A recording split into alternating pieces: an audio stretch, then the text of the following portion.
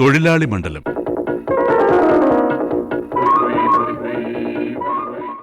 തൊഴിലാളി മണ്ഡലത്തിൽ ഇന്ന് മരം വെട്ടിലൂടെ ഉപജീവനമാർഗം കണ്ടെത്തുന്ന സുഹദയുമായുള്ള അഭിമുഖം.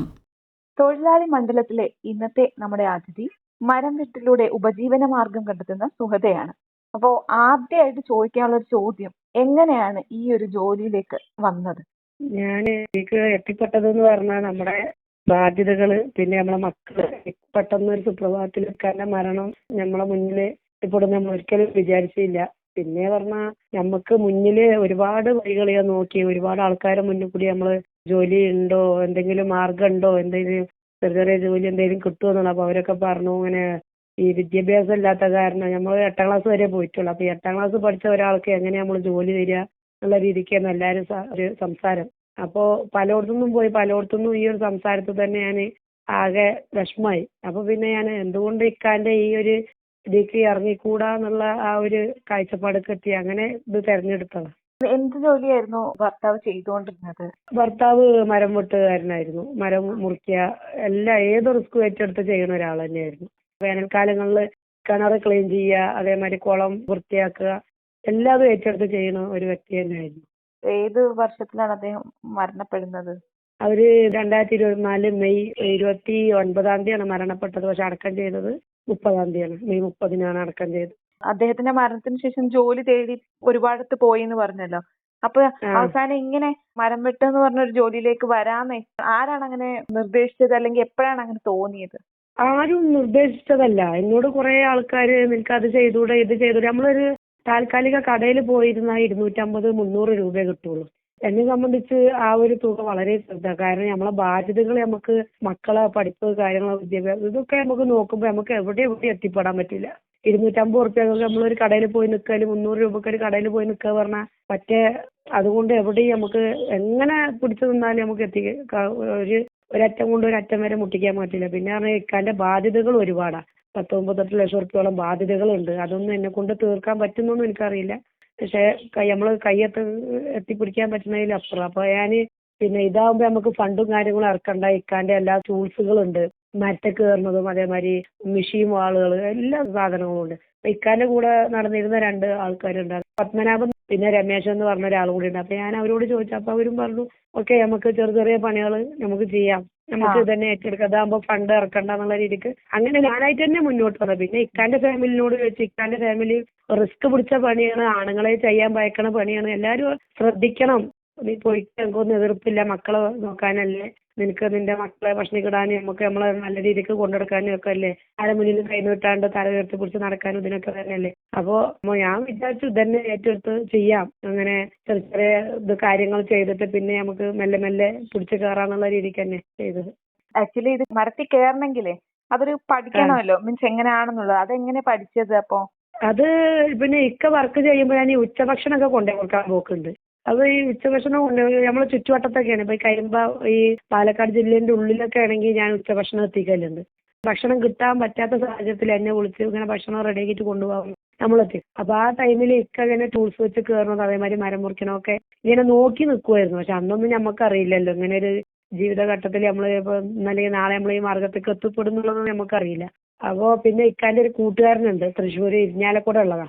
അപ്പൊ മൂപ്പര് ഇതിന്റെ അതേ ടൂൾസുകൾ ഇങ്ങനെ ട്രെയിനിങ്ങും കാര്യങ്ങളായിട്ട് ഇതിന്റെ ടൂൾസുകൾ വിൽക്കും, അങ്ങനെ ഓരോ കാര്യങ്ങൾ മൂപ്പരും ചെയ്യുന്നുണ്ട്.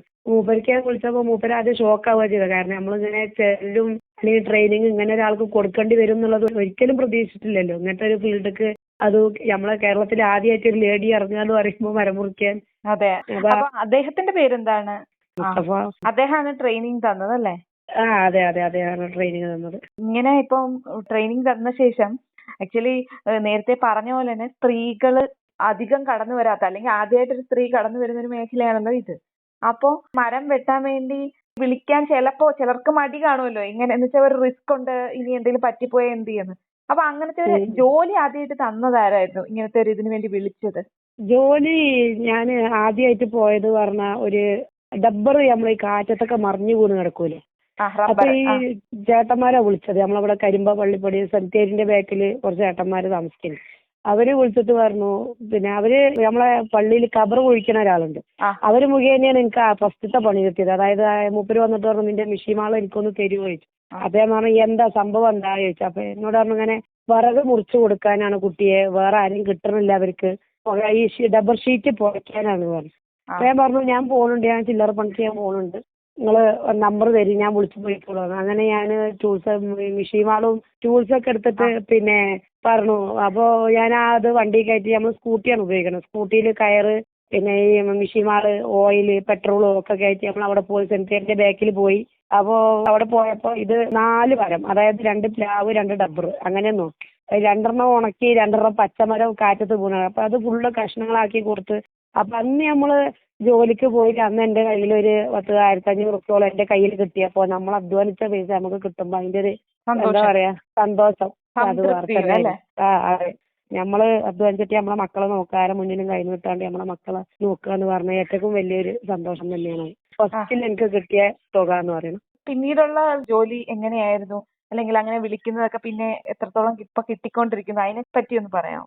ഇപ്പോ പിന്നെ ഇടക്കിടക്ക് ഓരോരുത്തർ വിളിക്കും. ഇപ്പൊ ഒരാഴ്ച മുന്നേ നമ്മളെ കൂടെ വർക്ക് ചെയ്യണ ചേട്ടന്റെ വീട്ടിൽ തന്നെയായിരുന്നു 2 പ്ലാവ് അയിനി പുളി മൂച്ചി പറഞ്ഞിട്ട് ഒരുപാട് മുറിച്ചു. പിന്നെ അത് കഴിഞ്ഞിട്ട് നമ്മളെ സ്കൂളിൽ, അതായത് അള്ളമ്പാറ സ്കൂളിൽ വിറകിന്റെ ആവശ്യത്തിന് അങ്ങനെ ഓരോരുത്തർ അറിയണവരൊക്കെ ഇപ്പൊ വിളിക്കുന്നുണ്ട്. കുഴപ്പമില്ല. 4 ദിവസം പണി ഉണ്ടെങ്കിൽ ഒരു 2 ദിവസം ലീവ് ആയിരിക്കും. അത് ഈ പണി അങ്ങനെയാണ്, ദിവസം ഡെയിലി നമുക്ക് പണി ചിലപ്പോൾ കിട്ടിക്കോണമെന്നില്ല. ഓരോരുത്തരും അറിഞ്ഞറിഞ്ഞാൽ. പിന്നെ മെയിൻ മരം മുറിക്കാര് ആണുങ്ങൾ മുന്നിൽ നിൽക്കുമ്പോൾ നമ്മൾ ഈ പെണ്ണിനെ വിളിക്കാന്ന് പറയുമ്പോൾ എല്ലാവരും ബാക്കിലേക്കായിരിക്കും.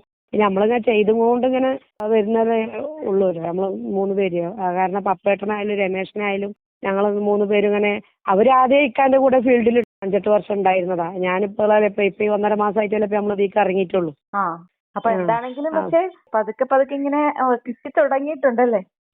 അതെ അതെ, തീർച്ചയായിട്ടും മെല്ലെ മെല്ലെ നമുക്ക് ഇങ്ങനെ ഓരോരുത്തർ വിളിക്കാനും പറയാനും ഒക്കെ തുടങ്ങിയിട്ടുണ്ട്. അതേമാതിരി ഇനിയിപ്പോ അടുത്ത മാസം മുതൽ നല്ല വേനലാണെങ്കിൽ നമുക്ക് പിന്നെ കിണർ വൃത്തിയാക്കുക, കുളം വറ്റിക്കുക, കുളം വൃത്തിയാക്കി കൊടുക്കുക. നമ്മൾ മരം മുറി മാത്രമായിട്ട് ഏറ്റെടുക്കുകയല്ല, ഇതും ചെയ്യുന്നുണ്ട് ഇതിന്റെ അടിയിൽ കൂടി. കിണറിലൊക്കെ ഇറങ്ങാൻ അറിയാമോ സുഹൃതിക്ക്? അതൊന്നും കുഴപ്പമില്ല. അത് കുട്ടിക്കാലത്തും നമ്മളെ വീട്ടിലുള്ള കിണറ് പാടത്തിന്റെ ഏരിയയാണ് വീട്. അപ്പൊ കിണറ്റിക്ക് ഇറങ്ങി ഞാനും ഇപ്പം തന്നെ മണ്ണ് കോരലും ചപ്പ് കോരലും ഒക്കെ. പിന്നെ ഷെജറാക്ക ചെയ്യണ ഓരോ ടൂൾസുകൾ നമുക്ക് ഉപയോഗിച്ചാൽ പിന്നെ പേടിക്കണ്ടല്ലോ, വീണ് പോകുന്നുള്ള ആ ഒരു പേടില്ല. ഇതില് ഈ മരത്തിൽ കയറുമ്പോ അത് എങ്ങനെയൊക്കെയാണ് അത് ചെയ്യുന്നതെന്നൊന്ന് നമുക്ക് പറഞ്ഞു തരുമോ? എന്തൊക്കെയാണ് ഇത്?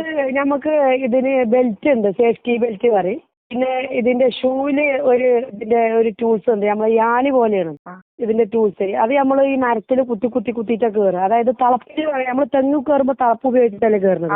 ഇതിന് പകരം നമ്മൾ ഈ കാലിൽ 2 ഷൂ ഇട്ടിട്ട് ഷൂവിന്റെ പുറമെ ഒരു ടൂൾസ് ഉണ്ട്. ആ ടൂൾസ് നമ്മൾ മുട്ടോടൊപ്പം ചേർത്ത് വെച്ച് കെട്ടി അടിയിൽ നെരിയന്റെ അവിടെ ഒരു കെട്ട്, അതേപോലെ മുട്ടുമ്മല് ഒരു കെട്ട്, അങ്ങനെ 2 കാലിലും ഇടത്തും വലത്തും ഓരോ മുള്ളു വരും. അതായത് 2 ഒരേ സൈഡിൽ തന്നെ. തളപ്പ് എങ്ങനെയാണ് നമ്മൾ കയറുന്നത് അതേപോലെ തന്നെ നമ്മൾ ഓരോ മുള്ളു വെച്ച് അങ്ങനെ കയറി. അതാകുമ്പോൾ മരത്തിൽ ഉറച്ചു നിൽക്കും. പല മരങ്ങളും പല രൂപത്തിലാണ്. ഈ മനുഷ്യന്മാരുടെ സ്വഭാവം പറഞ്ഞമാർക്ക് തന്നെ പല വിധത്തിലുള്ള മനുഷ്യന്മാരാണല്ലോ. എന്നാ മാതിരി പുളി ഒരു വിധം, തേക്ക് ഒരു വിധം, പിലാവ് ഒരു വിധം, അങ്ങനെ തെങ്ങ് ഒരു തൊലി, അങ്ങനെ പല വിധത്തിലല്ലേ. അപ്പൊ ഓരോന്നും കയറുമ്പോ അതിൻ്റെതായിട്ടുള്ള റിസ്ക്കും കാര്യങ്ങളും ഉണ്ട്. ശ്രദ്ധിച്ച് കയറുക, അങ്ങനെയൊക്കെ ഓരോ ഇതുണ്ട്. സേഫ്റ്റി ബെൽറ്റും പിന്നെ ഷൂസും മെയിൻ ആയിട്ടുള്ളത്. പിന്നെ നമ്മൾ മേലേക്ക് കയറുമ്പോ മെഷീൻ വാള്, കയറ്, കത്തി എല്ലാതും നമ്മൾ ഈ ബെൽറ്റ് മേൽ കൂടി ഉണ്ടാവും. കാരണം ബെൽറ്റ് അത്രയും സേഫ്റ്റി ഉള്ള ബെൽറ്റാ. അത് അങ്ങോട്ട് അഴിഞ്ഞു പോവുക ഒന്നുമില്ല. അതില് ഈ പറഞ്ഞ സാധനങ്ങളെല്ലാം എടുത്ത് വെച്ചിട്ടാണ് മുകളിലോട്ട് കയറിക്കൊണ്ടിരിക്കുന്നത് അല്ലേ?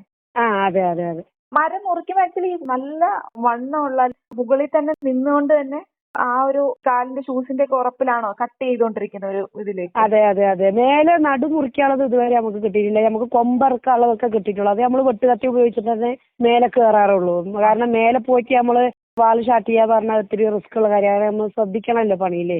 നമ്മള് പെട്ടെന്ന് ഒരു സുപ്രഭാതത്തിൽ വാള് വെച്ചിട്ട് കയറി പെട്ടെന്ന് കൊടുക്കാറോ, ഈ മരം ഏത് രൂപമാണോ ചീന്തി വരിക, അല്ലെങ്കിൽ നമ്മൾ മേത്തേക്ക് അടിക്കുക, അല്ലെങ്കിൽ വാള് റിട്ടം കറങ്ങി വന്ന് നമ്മൾ മേത്തടിക്കുക ഒന്നും അറിയില്ല. അപ്പൊ വെട്ടുകത്തി, നല്ല വെട്ടുകത്തി ഉണ്ടെങ്കിൽ മേലെ കയറിയിട്ട് കൊമ്പ് വെട്ടി താഴത്തുനിന്ന് 2 ആള് വലിച്ച് ഇറക്കുക. പിന്നെ അടി നമ്മൾ തള്ളിക്കൊടുക്കും. അത് മെഷീൻ വാള് വെച്ചിട്ട് തന്നെ, മണ്ണുള്ള ഭാഗം നമ്മൾ മെഷീൻ വാള് വെച്ചിട്ട് തള്ളിക്കൊടുക്കും. താഴോട്ട് തള്ളിക്കൊടുക്കും അല്ലേ? താഴത്തുനിന്ന് ബോർഡെടുത്തിട്ട് തള്ളും. ഇതിൽ തന്നെ നമുക്കറിയാം ഇലക്ട്രിസിറ്റി ബോർഡിന്റെ ലൈനൊക്കെ പലയിടത്തും കാണുമല്ലോ ഈ അപ്പൊ അതൊക്കെ എങ്ങനെയാണ്? അതിലാണെങ്കിൽ റിസ്ക് കൂടുതലാണല്ലോ. അതെ അതെ. അത് കാരണം ഇപ്പോൾ ഒരു പ്ലാവ് 2 തേക്ക് മൂച്ചി തെങ്ങൊക്കെ മുറിക്കാണ്ട് വെച്ചിരിക്കണം.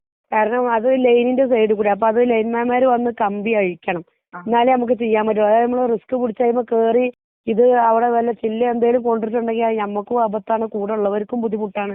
നമ്മൾ പരമാവധി നല്ലോണം ശ്രദ്ധിച്ച് ചെയ്യുക.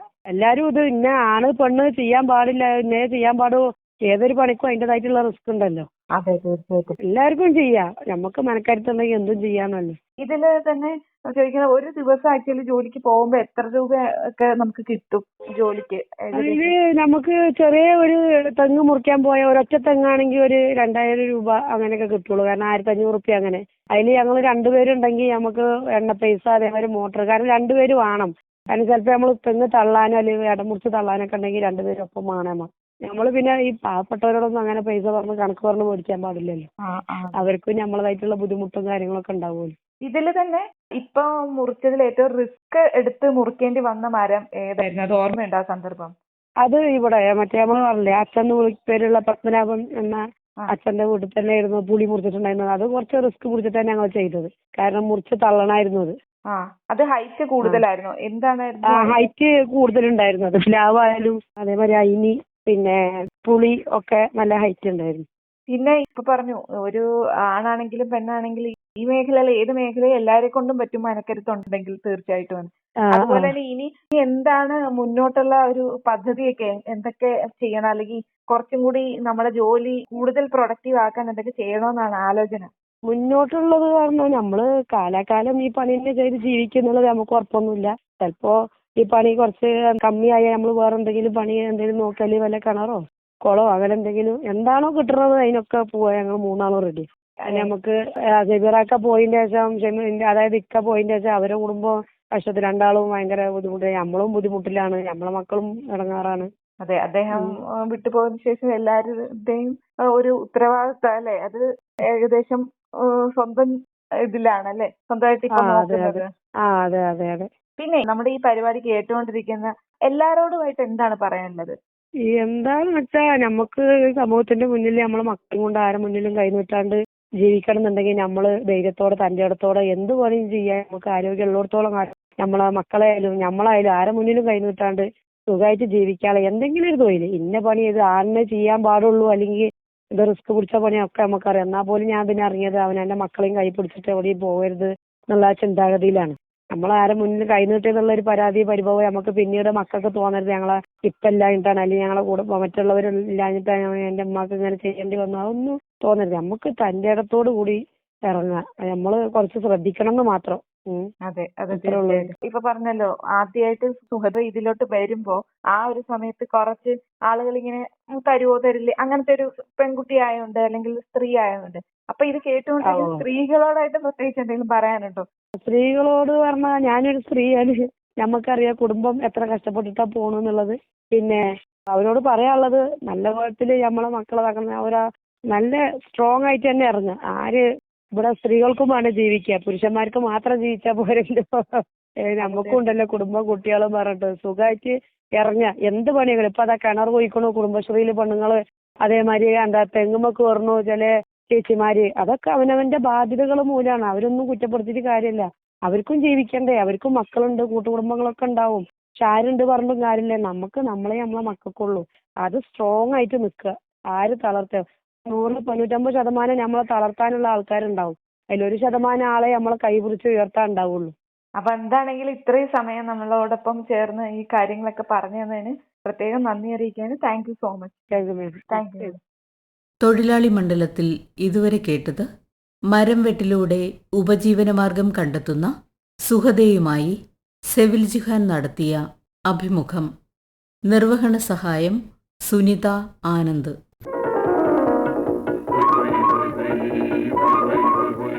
തൊഴിലാളി മണ്ഡലം സമാപിക്കുന്നു.